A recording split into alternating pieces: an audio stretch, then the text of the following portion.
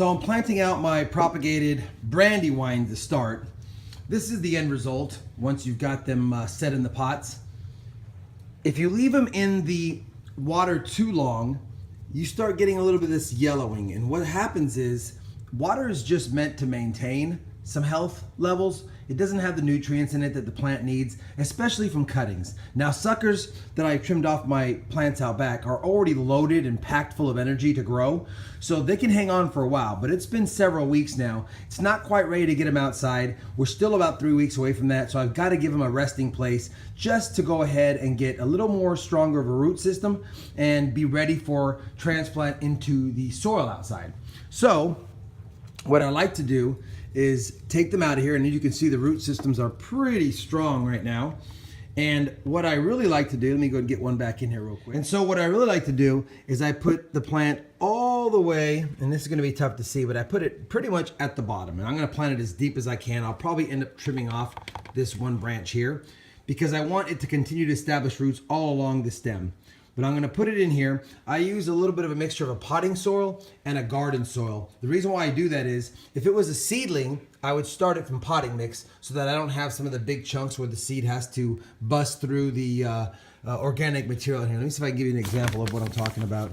See how some of these pieces are a little big? It does make it difficult for a seedling to bust through. But since these aren't seedlings, they're suckers, and they've already got root systems, I do want to go ahead and give them some organic material as well as some potting mix, because the potting mix itself, the composition of it actually allows it to have some moisture control. So what I like to do is I take several handfuls, probably 2 or 3 handfuls of the garden soil and put it at the top. And then I'll go ahead and add in some vegetable plant food. This is basically just to give it a nice head start, and then I'll top it off with some potting soil, and we'll get to the end results that you see here. So I'm going to finish up the last couple of brandywine tomato plants that I have. I'm also going to do the same for my Roussellinis, as well as my black cherry tomato / Roma tomato mixes, some hybrids. And when I get them all done, I've got a shelf cleared out here that I'm going to place them on, as many as I can. And we'll see what we got, and hopefully at the end of the video you'll get a pretty good look at what you do once you've established roots on suckers while you're trying to buy time before you put them out in the yard. So let's go ahead and get that done real quick.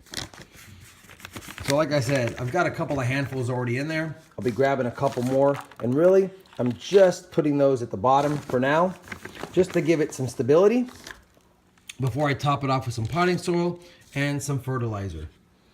Once I have it in there, I take a handful of the fertilizer, not even a handful, just a pinch really, and I'll go ahead and place it all around it.